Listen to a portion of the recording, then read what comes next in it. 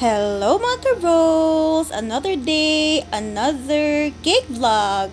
Kamusta na kayo? Namili nga pala kami ng mga school supplies para sa mga bata dahil malapit na ang pasukan. Pero bago yan, syempre, meron munang nag-pick up ng mini number cake natin. Maraming salamat po sa inyong order. Hindi muna namin sinama ang mga bata sa pamimili ng school supplies dahil since medyo late na ang enrollment, late na rin dumating ang listahan ng mga school supplies kahit na sa next week na ang pasukan. Kaya sigurado maraming tao sa palengke at mga malls niyan. Kaya kami na lang munang mag-asawa ang namili.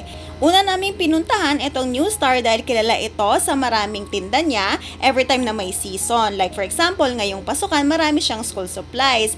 And ito na nga, pumasok na kami at nagtingin-tingin na kami ng mga gamit. Binasa ko na rin ang listahan para ma-organize ang mga ipamimili namin.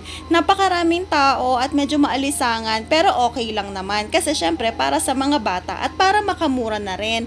And ito nga, nag-ikot-ikot kami sa New Star and wala kaming masyadong nakita na gamit. Ito lang ang gamit. Meron ding mga notebooks doon sa harapan kaso wala nang mga writing notebook since elementary pa lang yung tatlong anak namin. Yung isa high school, kailangan namin ng maraming writing notebook. Nagkaubasan na. Kaya for the lipat tayo ng lugar. So naghanap muna kami ng lugar na pwedeng mapagparkingan namin dahil naisip namin na pumunta na lang sa Pandayan dahil dumaan naman kami dito dati.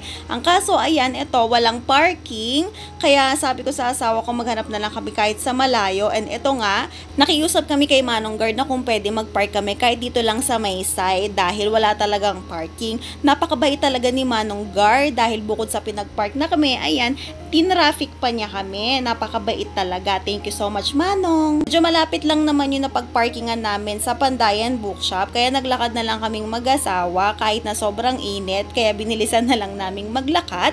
At ito na nga ang Pandayan Bookshop na nandito sa Angeles City sa tabi ng malaking simbahan. Walang masyadong tao, malamig, pero kumpleto ang gamit nila at mura din. Kaya dito na talaga kami namili at kumpleto kasi talaga sila. So makikita ninyo, ayan yung mga writing notebooks na halagang 26 pesos lang yata sila per piece.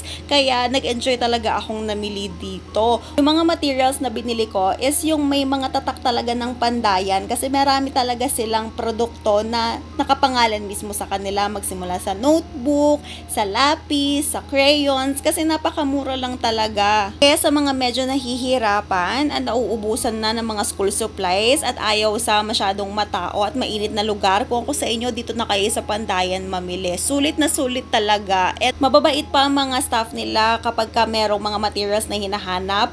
Talagang tuturo nila sa'yo. Minsan i-assist ka pa talaga nila. And ito na nga, nagbayad na kami. Bali, ang ginawa namin is pinaghiwa-hiwalay namin sila ng paper bag kasi nga, syempre, 4 ang anak namin. Para organize, pinangalanan namin ang paper bag. O diba, napakabilis lang namin namili at hassle-free talaga dito. At ito na nga yung first part ng video natin. Gumawa tayo ng money cake na pang barkada yata siya or pang friends, not sure. Pero parang ang siste is money cake siya dahil nagawa nila or na-accomplish nila ang isang bagay. Kaya congratulations!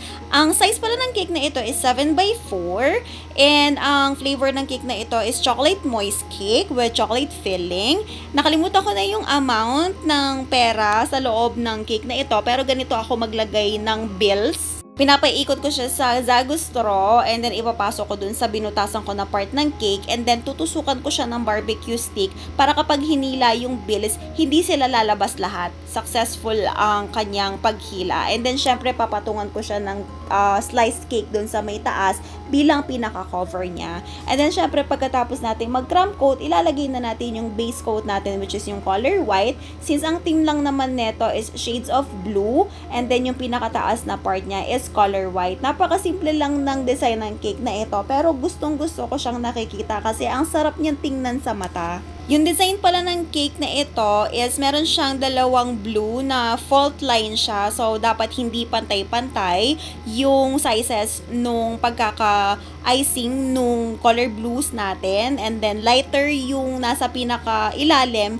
And then, darker naman yung nasa pinaka-harapan. So, paano ko na-achieve itong color na to? Bale, Peyotraco blue lang ito. Itong nauna na color na ito na wala akong ibang hinalo. Dinagdagan ko lang siya ng konti para para mag-dark siya. And then, itong nasa may harapan or nasa pinakailalim na part natin is navy blue to. Bale, dinagdagan ko pa ng Peo Traco na blue, pero this time, meron na tong halong black and purple para ma-achieve natin to. Kasi kapag hindi natin to nilagyan ng purple, magiging greenish tone siya. Hindi natin ma-achieve yung pagka-blue, magiging parang dark green siya. And then, of course, syempre, hindi mawawala ang ating colorful draggies. So, naglagay ako ng 2mm na white draggies, and then, ang alam ko, merong 5mm din na draggies ito na white, and then sky blue din na draggies to create accents, since parang similar din naman siya doon sa inspiration na sinend sa atin ni customer. Kahit na super dark and vibrant ng color ng cake na ito, hindi mo malalasahan ang pait niya. Ang secret lang nito is tansyahin lang natin ang paggamit ng food color and haluan natin sila ng ibang color pa para hindi masyadong marami ang ilalagay natin na amount. Like for example, dito sa dark, 'di ba? Sabi ko kanina, meron tong halong purple and black. Kung ilalagay lang natin is color blue lang, masyadong maraming color blue ang kakailanganin nito, and ang magiging result is papait ang lasa niya. Kaya dapat marunong tayo mag-mix and match ng color. Dapat alam natin ang color wheel. Yun ang sekreto para hindi maging mapait ang ating mga colored icing. At ito na ang final result. O, diba? Napakasyalan ng cake na ito. Napakasarap tingnan sa mga mata. And that's it for today's video. See you on our next video. Bye!